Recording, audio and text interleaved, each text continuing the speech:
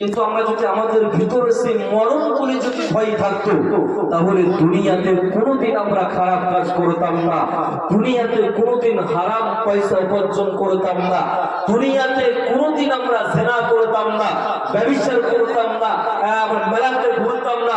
আমাদের যদি সেই কবরকে বলে, সেই যদি মৃত্যুকে বলে যদি ভয় থাকতো, তাহলে আমরা দুনিয়াতে কোনোদিন বেনামাজি হয়ে থাকতে পারতাম না। ঠিক না? কথা বলুন, ঠিক না? মেন কথা আমাদের ভিতরে সে মরণের ভয় নাই, আমরা মরতে হবে, মরণের পরে কি হবে দেখা যাবে। বলে কি বলেন? অনেকে বলে আমি ভাই নামাজ পড়ে, এই নামাজ পড়ে কি হবে, আমার তোমাদের মতো আমার ইমান ঠিক আছে, নামাজ না পড়লে তো কি হবে, বলে কি বলে না? অনেক মানুষ ঠিক আছে বলে আমার নামাজ পড়তে না পারি, কিন্তু আমার ইমান খুব তাজা আছে, ইমান খুব মজবুত আছে। বিষ্ণু নবী বলছেন, শোনো, যেই ব্যক্তি দুনিয়াতে বেঁচে থাকা অবস্থাতে আল্লাহ রাসূল সাল্লাল্লাহু আলাইহি ওয়াসাল্লামের কাছে একজন সাহাবী এসে জিজ্ঞাসা করছেন, ইয়া রাসূলুল্লাহ, ইয়া হাবিবাল্লাহ, বিশ্বনবী আপনি বলুন মানুষের মধ্যে, মুমিনের মধ্যে সবচাইতে ভালো মুমিনকে, মুমিনের মধ্যে সবচাইতে বেহতর মুমিনকে, উত্তম মুমিনকে, মানুষের মধ্যে সবচাইতে ভালো মুমিন মানুষকে?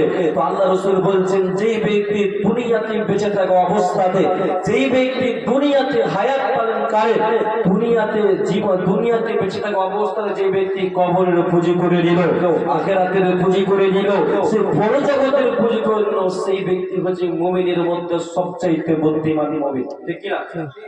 চালাক মানুষ, দুনিয়াকে আমরা ভাবি যে চালাক মানুষ যে একদম বাটপারি করে যে বেশি পয়সা ইনকাম করতে পারে তাকে আমরা ভাবি চালাক। ওই লোকটা আমরা ঠকিয়ে দিয়েছি, আমি খুব বড় চালাক, আমরা ভাবি কি ভাবি না? আমরা মানুষকে ঠকিয়ে আমরা ভাবি আমরা চালাক। আল্লাহ রাসূল বলছেন না, একটা মুখের কাছে দেন আওয়াজ নাই, এটা ক্যাসেট আচ্ছা ঠিক আছে, খাড়া করে দেন জি। তো আল্লাহ রাসূল সাল্লাল্লাহু আলাইহি ওয়াসাল্লাম বলেছেন, যে ব্যক্তি দুনিয়াতে বেঁচে থাকা অবস্থাতে কবরের পুঁজি করে নিল, আখিরাতের পুঁজি করে নিল, সেই ব্যক্তি হচ্ছে সবচাইতে উত্তম ব্যক্তি, সেই ব্যক্তি হচ্ছে সবচাইতে কামিয়াব মানুষ, সবচাইতে সাকসেসফুল। আল্লাহ রাসূল বলছেন যে কবরে তিনটি প্রশ্ন উত্তর দিয়ে দিতে পারবে।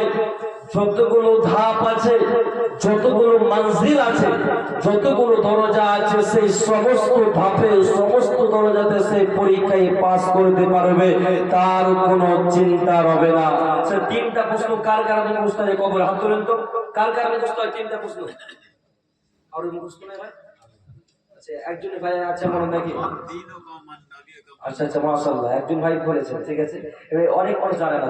তো আল্লাহ রাসূল বলছেন যে কবরে যে তিনটি প্রশ্নের উত্তর দিয়ে দিতে পারবে, সে সমস্ত জায়গায় সে পাস করে নেবে, সে সমস্ত জায়গাতে সে কামিয়াব হয়ে যাবে, তার কোনো চিন্তা হবে না।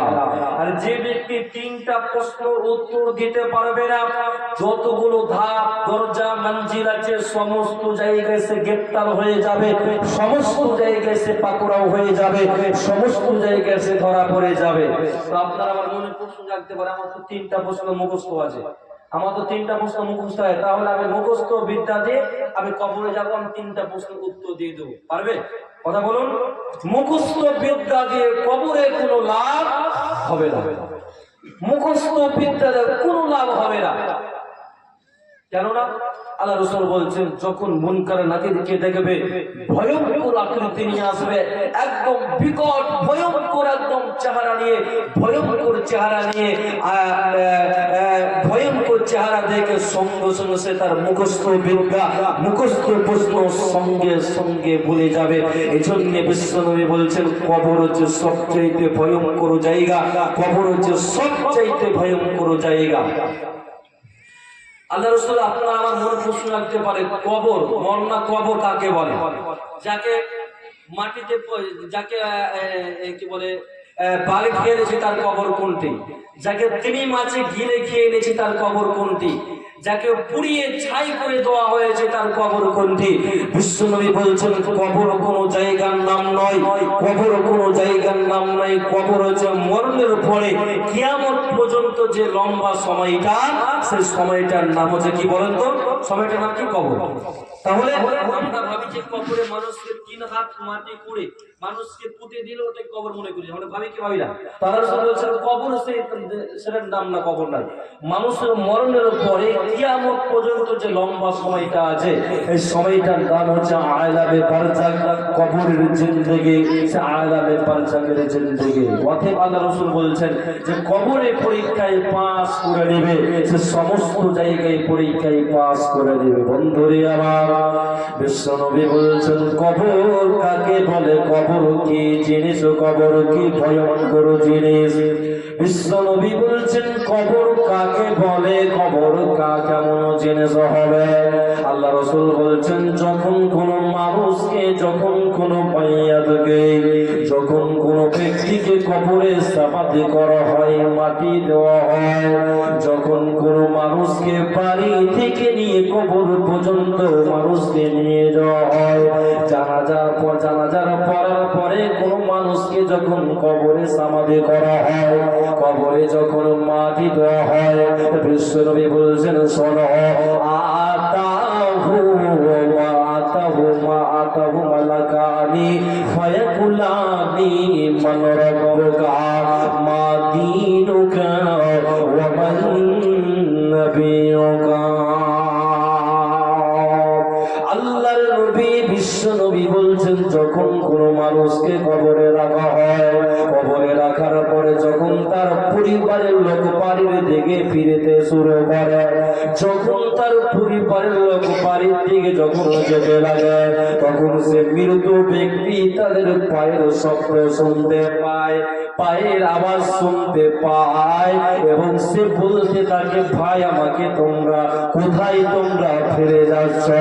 এইরকম ভাবে সে কেঁদে কেঁদে কেঁদে তার পরিবারের লোকজনকে এইরকম ভাবে আফসোস করে বলবে, আর মাত্র সঙ্গে সঙ্গে আতাহু মালাকানি, সঙ্গে সঙ্গে সে মৃত ব্যক্তির কাছে 2 জন ফেরেশতা কবরে চলে আসবে। 2 জন ফেরেশতা পৃথিবীর কোন মানুষের মতন নয়, পৃথিবীর কোন ইনসানের মতন চেহারা হবে না।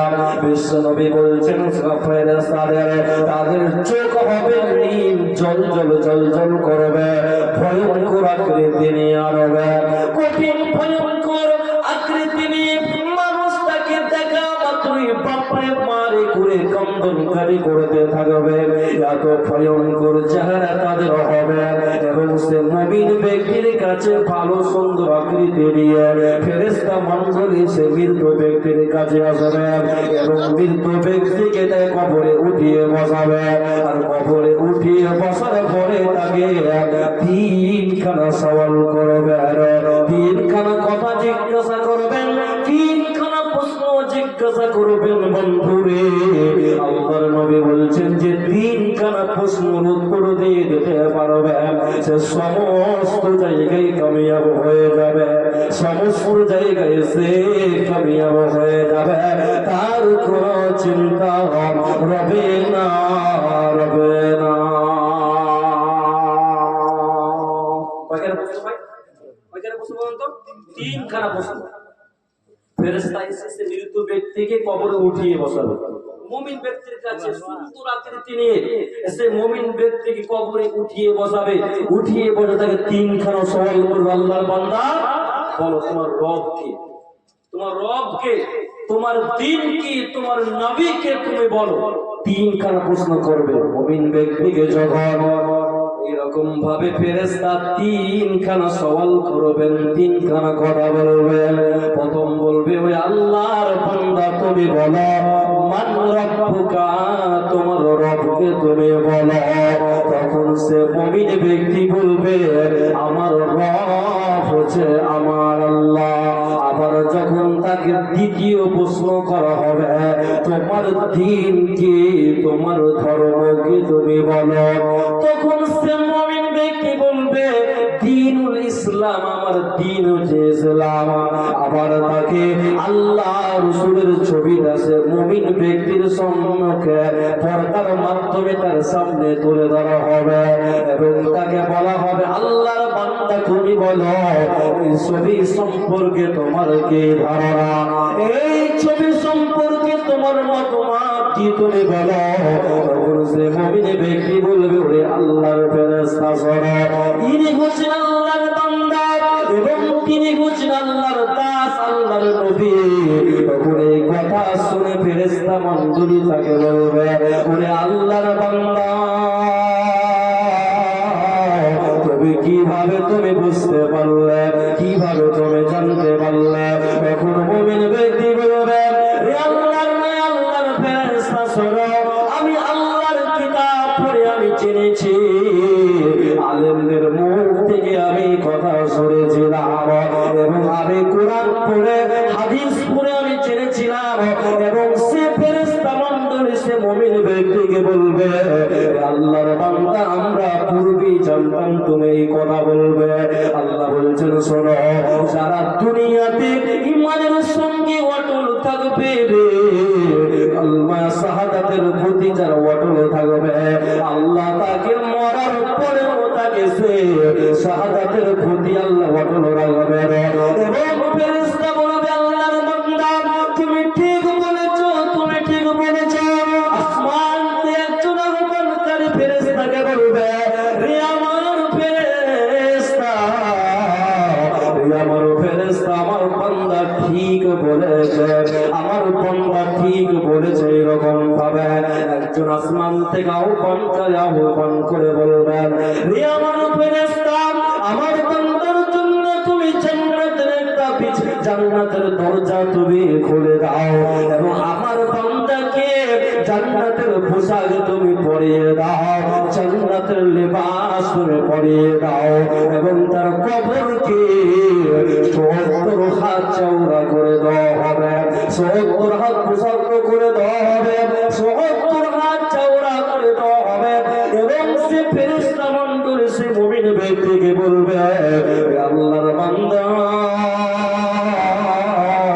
ওই দেখে নাও জাহান্নামের ছবিটা, সেই মুমিন ব্যক্তির সামনে তুলে ধরা হবে এবং তাকে বলবে, আল্লাহর বান্দা, ওই দেখে নাও জাহান্নাম কি ভয়ঙ্কর ভাবে জ্বলছে, জাহান্নাম কঠিন ভাবে জ্বলছে, জাহান্নাম বলছে মানুষ খাবো, মানুষ খাবো, এইরকম ভাবে জাহান্নাম দাউ দাউ দাউ দাউ দাউ দাউ দাউ দাউ করে জ্বলছে। আল্লাহর বান্দা দেখে নাও, আল্লাহ তোমাকে ভালোবেসে নিয়েছে, আল্লাহ তোমাকে পছন্দ করে নিয়েছে, যাও যাও যাও, তোমাকে আল্লাহ জাহান্নামকে কর্তন করে